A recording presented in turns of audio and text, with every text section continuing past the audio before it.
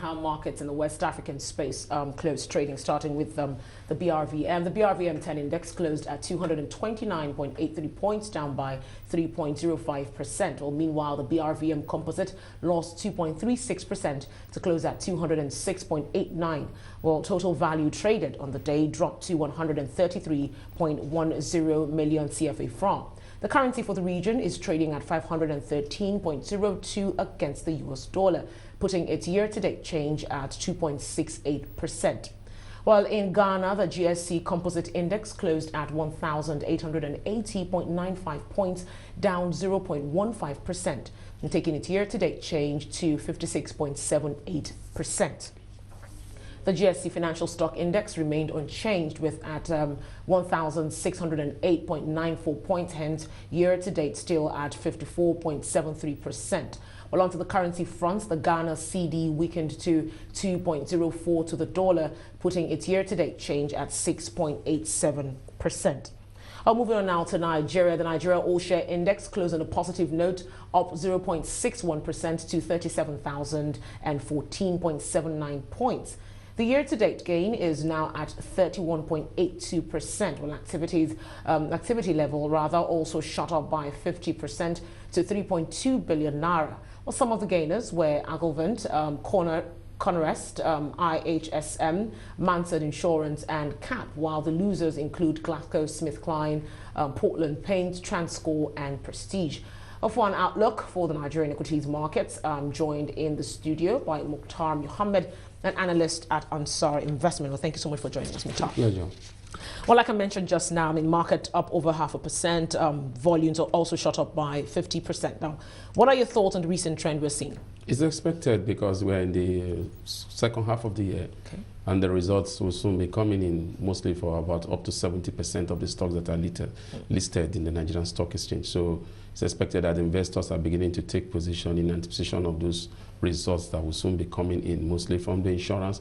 It's even the beauty of it is that insurance sector's result will be coming both for the year end and the second quarter, because most of them have not even released their year end result. So these are all around helping to boost activities. So investors are not too cautious like they were 2 weeks ago.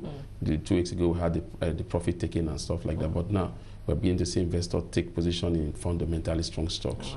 Well, we're going to come back to the insurance sector, but I'd like to get your thoughts on Portland Paint. I mean, it has been quite volatile, since the news of UACN taking up 51% of its stake. Well, however, yesterday it lost almost 10%.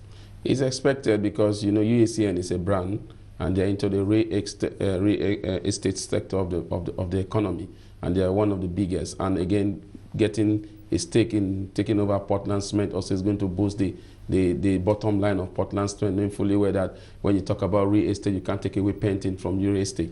So I think investors that were using that as a yardstick to take position in that stock, so that some of them will not have the opportunity to have holdings in UACN, which is selling very high, but they see Portland Cement as an avenue whereby they can take position and still be part of UACN. So that's why we see this. And now what we're seeing now is profit taking. Some people have gone there and made so much money in it, so they are beginning to take profit and said, okay, this thing might come down when we're coming back in here. All right, well, still touching a bit on the consumer and conglomerates subsector. AG Leventis was one of the top losers last week. I mean, the stock also closed up yesterday by 9.6%. Would you say the attention is really back on the insurance space? I mean, what's your take on this particular stock? AG Leventis, maybe the results will soon be out. We don't have their year-end result hasn't come in yet. And like I said, maybe again, their second quarter result will be coming in. And this is a company that has been in the market for a very long time. And they are now branded into the power power generation process also. So maybe all these investors are beginning to see value. It's a stock that used to be the toast of investors in the 90s. But these days it has been very, very, very, very low in terms of patronage. I think maybe investors are beginning to look at it, looking at what they are doing, and also when you look at the prospect of the result coming in and the price they are presently selling. So it might just be what investors are looking at. All right. Well, let's go back on the insurance sector, like I mentioned earlier. Now let's review the various indices on the burst. Now the NSE Insurance Index was the best performing index, up by 0.60%. What's going on there? Expected, like I said.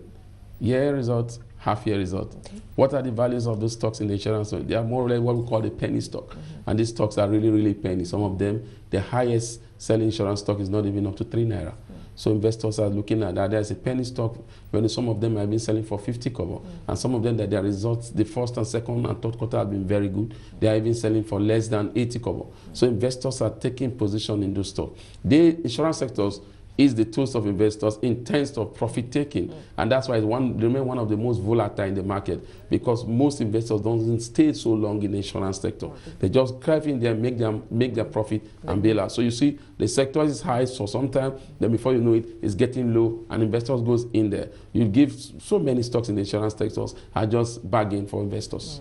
Well, I guess we'll also keep our fingers crossed and hope that more results are released. But let's touch on the banking space. Now, the index was the only sector that closed down yesterday by 0.13%. And having talked to many analysts, now many of them allude to the fact that we should be seeing investors taking position ahead of the second quarter release of results. Now, what is your outlook for the sector, as we expect in earnings? Very bullish. That would be my outlook. Very bullish.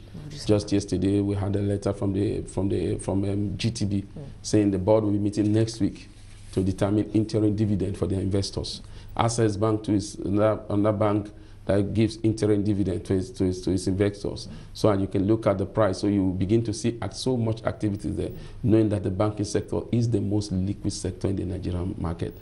So my outlook for the banking sector is bullish, mostly between July, August, and maybe September we'll have a little bit of slowing down. Okay, well.